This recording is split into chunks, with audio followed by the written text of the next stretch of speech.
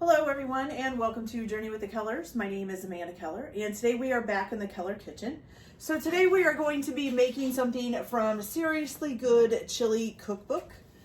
Today's recipe is a double meat 5-alarm habanero chili. So this is probably going to be pretty hot, okay?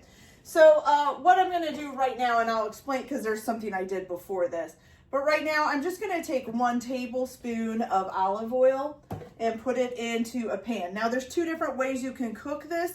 You can either cook it all in like a Dutch oven sized pan, or you can cook some of it on the stove and then pour it all into a crock pot to finish it off. So I'm actually going to be doing mine in a crock pot. So if you want to cook it on top of the stove, then you would be using a Dutch oven for this part of it, okay, and actually all the way through it. So the first thing that you are going to need to do before you actually put the olive oil and stuff in here, you are going to need 2 pounds of pork shoulder cut into 1/2-inch cubes, and then you're going to take those and put them in a pan and brown them up. Now, if you're going to be cooking them on the stovetop, then you would use the pan that you're going to cook all of the chili in. If you're not and you're gonna be putting them in the crock pot, then just use like a skillet or something to brown that meat up. And if your skillet isn't big enough, then you can do it in batches. But here's mine ready to go and browned up and in my crock pot pan, okay? All right, so then like I said, after you get your meat browned up, you can use the same pan again, whether that's the skillet or if you are using a Dutch oven. Now, if you are using the Dutch oven, once all of the pork shoulder gets browned, then you're going to set it to the side. You're not going to leave it in the pan. So that's why mine is in my crock pot pan, okay? So if you're going to be doing it on top of the stove, then just put it on a plate or something and you're going to add it back in later, okay? All right, so you're going to put your 1 tablespoon of olive oil in there. You're going to add to this 1 large red onion that's been diced up. And 2 jalapenos that have been diced up as well, okay? We're going to get those in there, and I'm going to get this cutting board out of the way.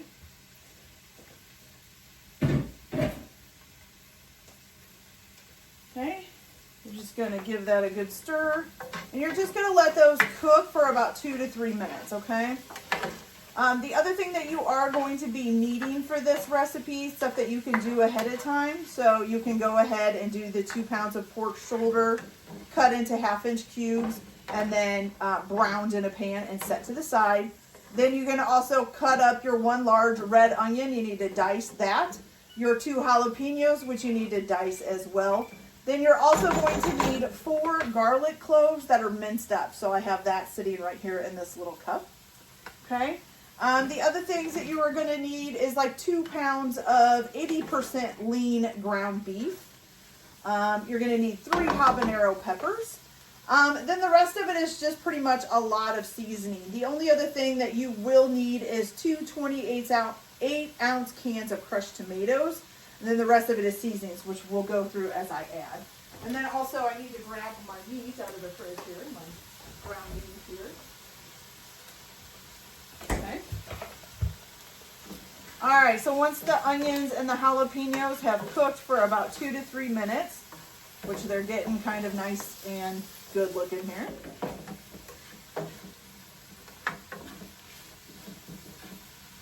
All right, you're gonna go ahead and add in your 4 minced garlic cloves.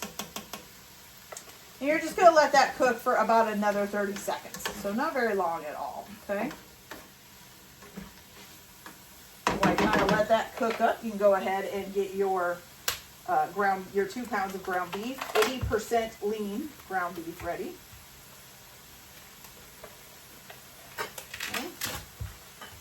That open. And then once all of this has cooked together long enough, you can go ahead and add in your ground beef, okay? And like I said, if you're doing this all in 1 pot, you would just be doing this in a large Dutch oven or a large pan that'll fit all of the chili in it, okay? So I'm going to go ahead, and what you're going to do is you're just going to brown this ground beef up.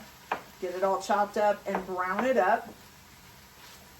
So I'm gonna go ahead and do that. Once I get this all browned up, I'm just gonna add it all into the crock pot pan with the pork shoulder.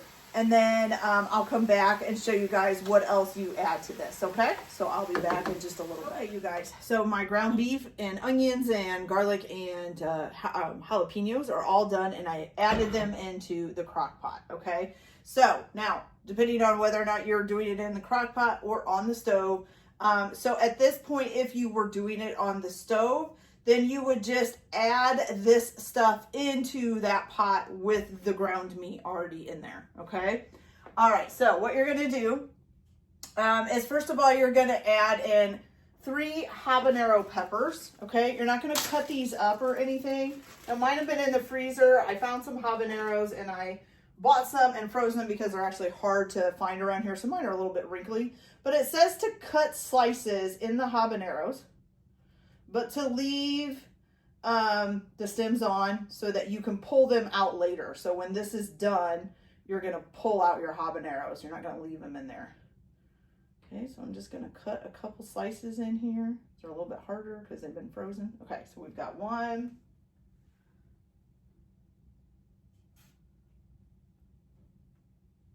Just be careful that it doesn't squirt and get in your eye or anything. I hope I'm cutting the slices big enough. It doesn't really say, it just says slices. So I'm just putting some slices in. Okay.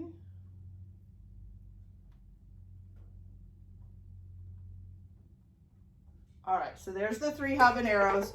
Put slices in them, left their stems on so that they're easier to get to, okay? Then you're also going to go ahead and, let's see. You're going to add your seared pork back in. If you're doing this on a pan on the stove, you can add your pork back in now. Mine was already in here, so I don't need to do that. Okay, then you're going to add all of your spices. So the first thing that you are going to need is 1/4 of a cup of paprika. It's a lot of paprika.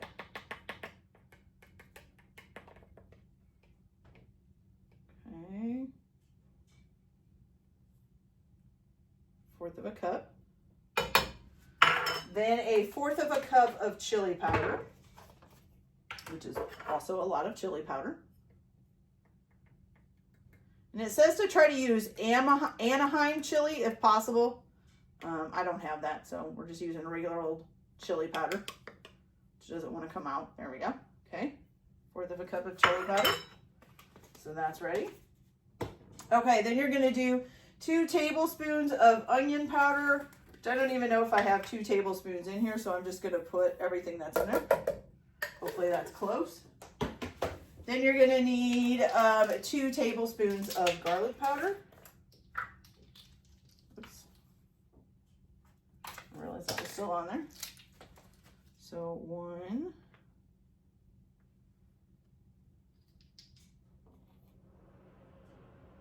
And 2.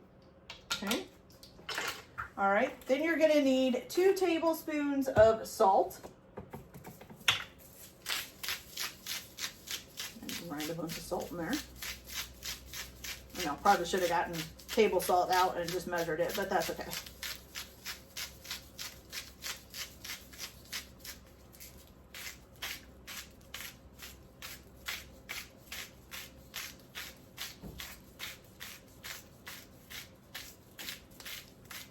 Okay, there's that.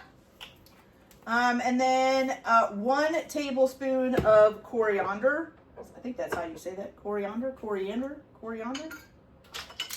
way. Okay.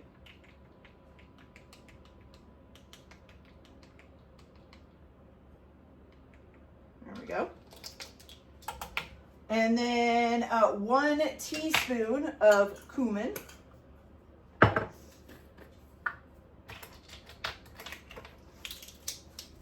Ooh, getting low on cumin.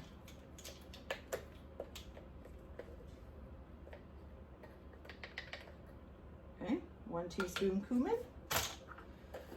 Then 1 teaspoon of mustard.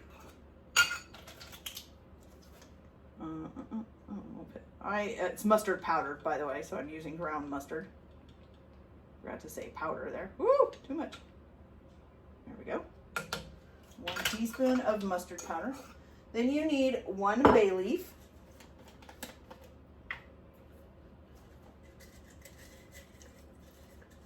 I can find one. Oh, that one's not really whole. My bay leaves are getting few and far between here. There we go. Just one there. Okay. 1 bay leaf. And then you're also going to add in your 2 28-ounce cans of crushed tomatoes. Okay, so 1 can of crushed tomatoes and 2 cans of crushed tomatoes. Okay. All right, now you're just going to stir this all up together. Make sure you get it good and stirred.